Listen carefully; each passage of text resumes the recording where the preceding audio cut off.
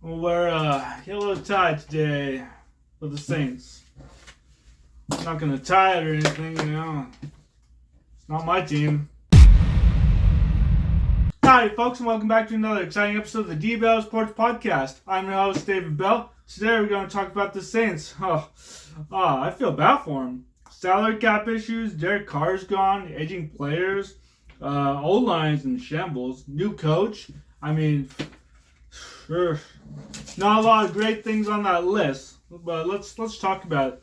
Coach Drew Brees, they have not found a lot of success, unfortunately. 2021, 9-8, 22, 7-10 record, 23, 9-8, and then last year they had a 5-12 record. 2 winning seasons, but they did not qualify for the playoffs in any of those seasons. I thought Jameis Winston was going to be the solution, who was reportedly told by Drew Brees, this is your team now, during one of those games.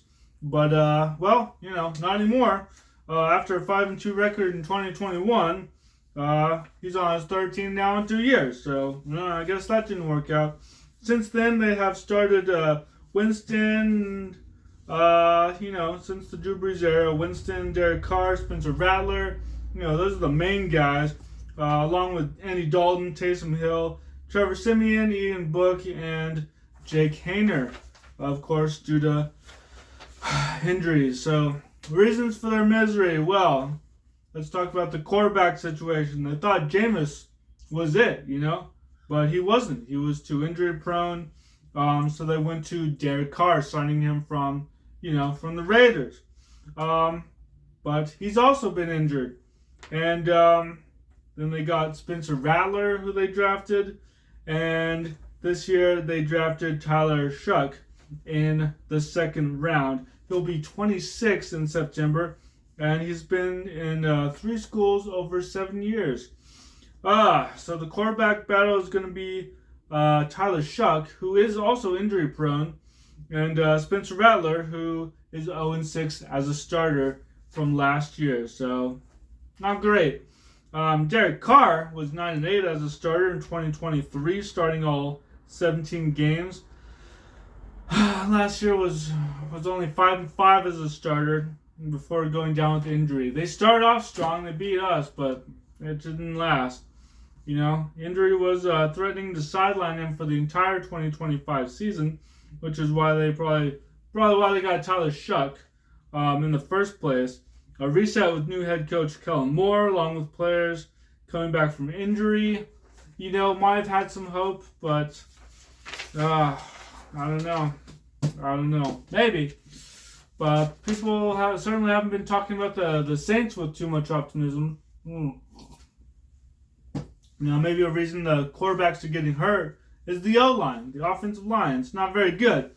No lineman got a score over 70 last season, according to Pro Football Focus. Hopefully they can fix that a little bit with Kelvin Banks, their first-round draft pick, who they drafted 9th overall. Go Texas. So maybe he'll help out a little bit. But they're contending with the NFC South. They have to play the Panthers, who are getting better, slowly getting better, but getting better. The Bucks, who are already good, have their quarterback established after Tom Brady's exits. And the Falcons, who picked up 2 pass rushers in the draft. And also have Michael Penix, who's going to start this season. So, oh boy. They also have salary cap problems. Although Derek Carr retiring did help with that a little bit. Apparently, he walked away from $30 million rather than having surgery and just sitting on the sidelines all year. So, that's something.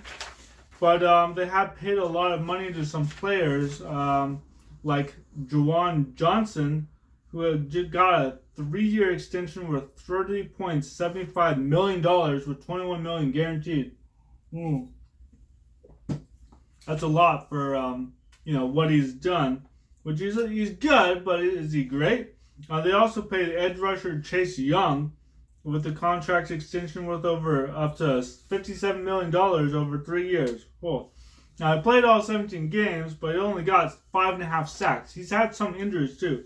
And Saints fans, they want more out of Young. They just do.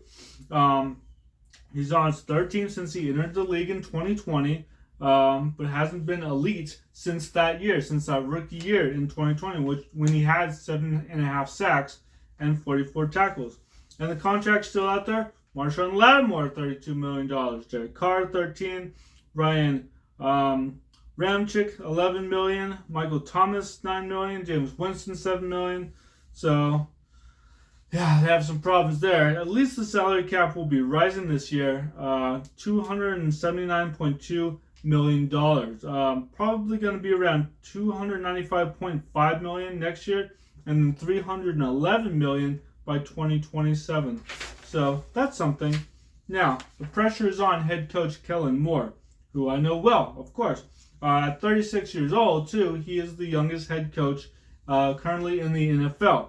After stints as the quarterbacks coach and the OC, the offense coordinator for the Cowboys, my team, and being the OC for the Chargers, went on to win a Super Bowl ring as the offense coordinator for the Eagles last season. But it remains to be seen what kind of coach he'll be. And I guess that's true for our head coach, Brian Schottenheimer, in his first year as a head coach as well. So I guess we'll see. From what I read, people are generally excited about him. Tyrann Mathieu said some nice things, but who knows? Who knows? I wish the Saints well, but, who knows? A lot of question marks. It looks like they had a good draft, so I guess we'll see. But they still have a lot of problems. And they have a lot of question marks, including their quarterback and their coach. We really don't know what's going to happen.